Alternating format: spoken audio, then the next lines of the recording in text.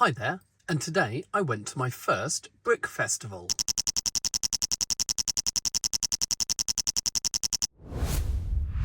Now, Brick Festivals take place all around the UK, but today I went to the one in Southampton. I got what they call their early bird ticket, which meant I could get in at 10 o'clock, and there were a lot of people there. When I checked in, I got given a free polybag 30570 Wildlife Rescue Hovercraft. There were some great displays there, and amongst my favourites were the Muppet Theatre by Lee 40, whose model is on Lego Ideas, and he's reached the 10,000 votes needed, and he's just waiting to hear if his set will be accepted by Lego and put into production. I also saw Ben Rogers, who had an amazing minifig scale country village scene, with a church complete with zombie coming out of a grave, a really great country cottage build, and a farm complete with a crop spraying tractor. With my love of classic space, I really liked Lee Stringer's upscaled classic spaceman in blue, which from its face and helmet looks like it was based on the recent upscaled minifig set 40649. I also had a great chat with Ian Gonzalez, who said he was a subscriber, so hi Ian if you're watching. He caught my attention with his Italian job coach, but I was too busy talking to him to remember to film it. But I managed to track down some pictures of it on his Instagram, and I thought that the shutter pieces was a great part used for the blinds in the coach windows. But I was really there to see if I could get myself some bargains. And after watching fellow YouTuber Ian Brick's video the night before, I knew a few things that he was taking that I wanted to get,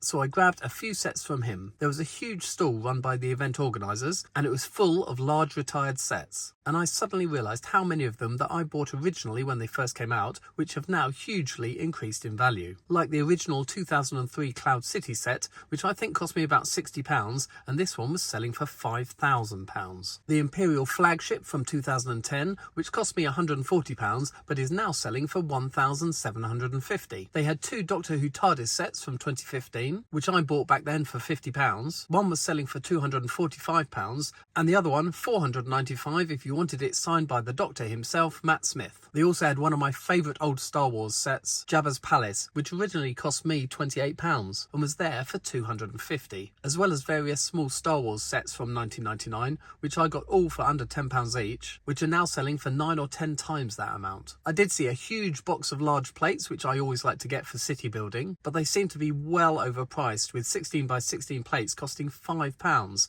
when they're only £2.27 on lego.com. I also found a seller with a lot of 16 by 32 base plates, but even at 2 for £10 they were really expensive too, as these only cost £3.59 on lego.com. But I eventually found some cheap large 32 by 32 base plates, which I grabbed 5 of. I stayed for about 3 hours and it was exceptionally busy the whole time, but if there's one taking place near where you live, I'd thoroughly recommend going along. This is the first set that I've got from Ian's Bricks. It's the Research Institute, and it's one of the early Lego Ideas sets, so it's Ideas set number 8, and this came out in 2014. Now I always regret not getting this at the time, so he had it going for a really good price, so I grabbed hold of that one. Like I said, I always like getting hold of base plates, and he had some brand new ones selling for 25% less than retail price, so I grabbed 3 of those. But my main purchase from him was this Lego Originals wooden minifigure. Now when this was out in 2019, I ummed and ahed about buying it for a very long time, and he had this for sale for a lot less than it actually was when it was brand new,